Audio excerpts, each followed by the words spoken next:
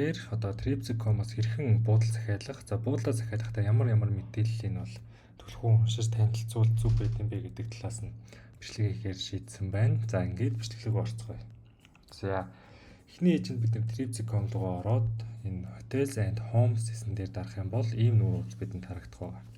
За үүнийхээ дараа очих байгаа хотынхоо нэрийг энд бичиж оруулах байгаа.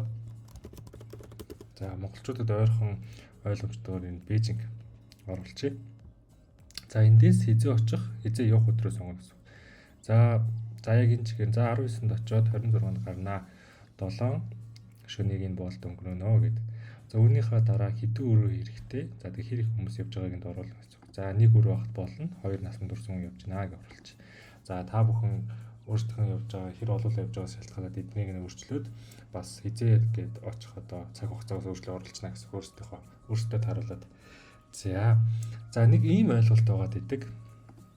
За гадагшаа аяллаар явж байгаа аяллаа компаниуд одоо хүмүүст маркетинг хийхдээ одоо бид нэр ингээд төрүүлээд одоо тэгээ буудлын захиалсан хямдханаар захиалсан байгаа. Тэгэхээр танд бол ингээд бараг л тий хямдхан явах боломж байна гэдэргээд хэлдэг. За миний лав туршлагаас л буудлыг бол ер нь яаж тулгарч захиалсан нэг амар үнд ороод идэг юм шиг надад санагддаг. Яг нь баярын одоо сезоны үеэр одоо буудлуудын өрөө дуусах тохиолдол бол байдаг. За тэрнээс нэг буудал бол өөрөө нэг үнэ нэмээд байгаа юм шиг надад бол санагддаггүй. Тухайн үйлдвэрлэлээс хамаарал буудлын үн бол дээшээ доошоо бол явж идэг. Тэрнээс одоо 7 хоногийн өмнө захиалах эсвэл сарын өмнө захиалах хоёр тэр хүний хувьд бол миний хувьд нэг зөрүү гардаггүй. Би өөрөө явахдаа бол яг онхны тиксээ мэдээж нэг 20-25 хоногийн өмнө бол авчдаг. За буудлаа бол яг тулгаж байгаад бол дандаа захиалаад бол явдаг байгаа. За ингэж юмнууд оруулсан буудлаа хайцгаая. За ингээд буудлаа хайцгангууд за нийт Бээжинд бол 12723 ширхэг буудал болон одоо хостел гэдэг янз бүрийн хонж болох газруудын илэрч бол ингээд 12723 ширхэг илэрч бол бидэнд бол гарч ирсэн байна.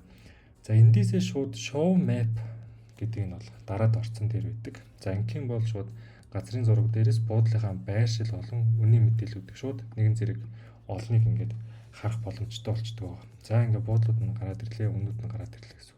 За эндээс өөрсдийнхөө одоо ямар хүнтэй буудалд орохоо бас тохируулжвал зүгээр.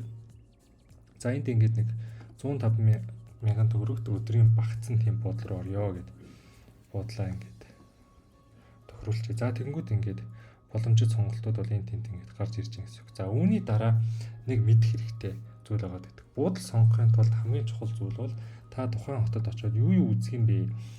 Тэр дээр одоо ойрхон буудал захиадах юм бол одоо маш их цаг хугацаа хэмнэнд бас дээрэс нь ирч хүчийн чинь гэсэн хэмдэг байгаа. За тэгэхээр та Google-ээс за бид нар бол Бээжин рүү явах гэж байна. За тэгээд attraction map буюу одоо үзүр үйлчилгээний байршлыг ингээд газрын зурган дээр ингээд пинлээд зоогод харуулсан газрын зургийг бол олоод харчих бол их зүгээр гэдэг шүү.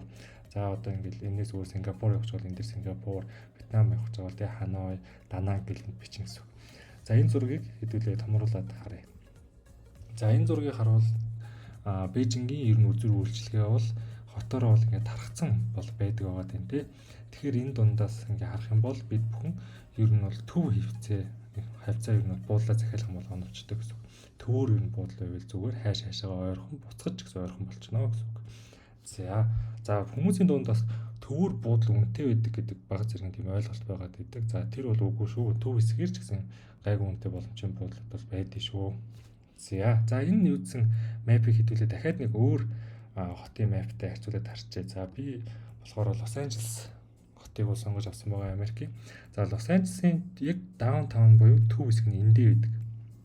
За тэгтээ үзүр үйлчилгээг нь харах юм бол за та төв хэсгээр нэг хэдэн үзүр үйлчилгээ үзнэ. Ихэнх нь бол дандаа энэ дээшээгээ энэ зүүн дээшээ хэсэг рүү ер нь бол нэлэнхүйтэй байдаг. За энэ хэсгээр бол одоо нөгөө бид бүхний мэдэх Холливуудын нөгөө 5 одтой юм гудамжууд, за Hollywood Sign, за Observation Desk гэхлийн жишээ нь байж гэн. За ийшээ болоод ирэх юм бол Санта Моника гэл маш алдартай далайн эрэг бол байдаг.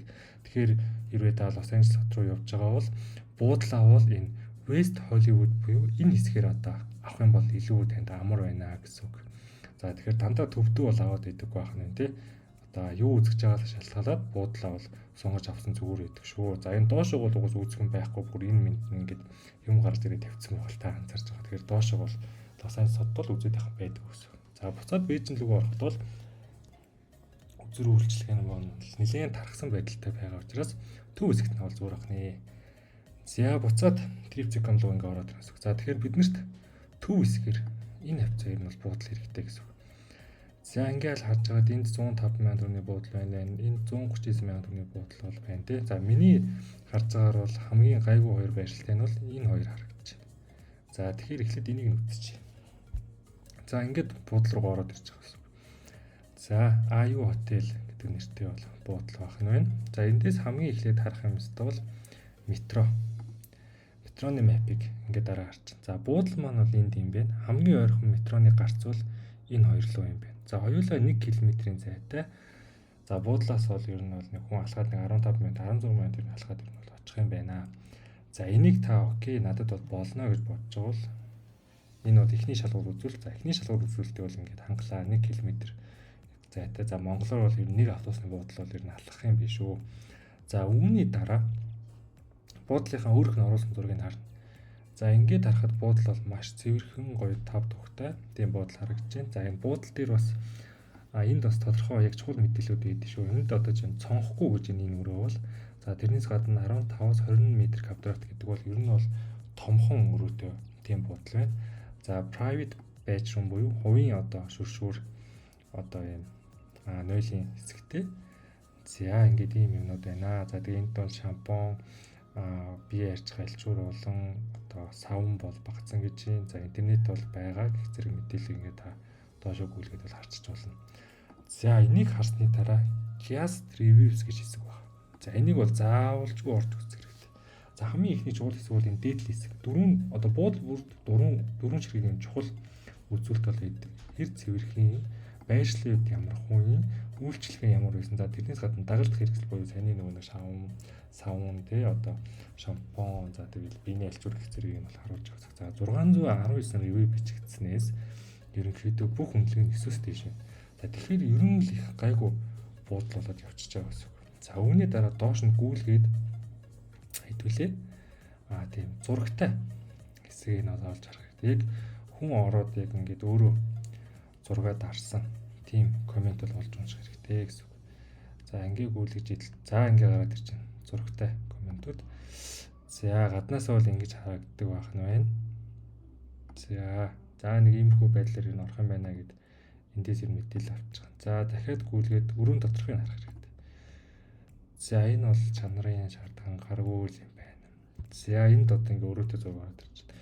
За ингээд өрөөтэй яг хүн уцаараа дарсан зургийг харахад бол боломжийн өрөөгөө гарч байгаа бах. Айгуу цэвэрхэн байна. За ингээд доошоо дахиад гүйлэх юм бол нойлынх нь зураг байна. За энэ нь бол боломжийн бол надад харагдаж байна. Нэг хоногийн 139 сая төгрөг төлж байгаа гэдэг бол. За эндээс ингээд энүүдийг харж болно. За үүнээс гадна хэрвээ та яг англи хэлтэй бол энийг англи дээр тавьж агаад юмнууд нь уншиж болно. За одоо эндээс ер нь л за энд жишээ нь 7 үнэлгээ өгсөн байна те. Мэдээж 10-аас 10 бол тэгэл төгс байна гэсэн юм бичсэн байгаа. За тэгэхээр жоо муу үнэлгээ өгсөн хүмүүсийнх нь унших хэрэгтэй гэсэн үг. За өрөө бол цэвэрхэн байсан 2 жижигхэн ортой. За уул нь бол тамхи татдаггүй гэж бол бичсэн байна. Гэхдээ өрөөнөөс нь бол тамхины үнэр бол үнэрч ийсэн гэж. За цэвэрлэгч бол тэ ийм найрсаг тийм хүн байсан байна. За буудал бол жижигхэн. За энэ бол 7 хоног бол байсан л гэж. За маш олон хятад хоолны газрууд бол иргэн тойронд байсан гэх зэрэг мэдээллүүдийг бол харуулсан байна. За тэгэхээр миний хувьд бол энэ буудал бол окей болж байна. Ямар ч асуудалгүй санагдаж байна. За одоо ингээд өрөөний сонголтууд байгаа гэсэн үг. За жишээ нь энэ өрөө бол цонхгүй гэсэн байна тийм ээ. Дараач өрөө бол зарим өрөө нь цонхтой гэсэн байна. За тэгэхээр энэ бас эндээс та захиалаа гэж бодоход одоо цонхгүй өрөөнд орох магадaltaй гэсэн үг шүү. За өвнийхаа дараа за хоёр ортой цонхтой энэ бол дандаа цонхтой өрөөний захиалга байна. За эднийх нь бол ингээд цонхтой болж байгаа бол өмнө нь бол нэмэгдэж байгаа бол харж байгаа бах. Тэрнээс бас хоёр тустай ортой юм байна. За ингээд бүх юм харлаа.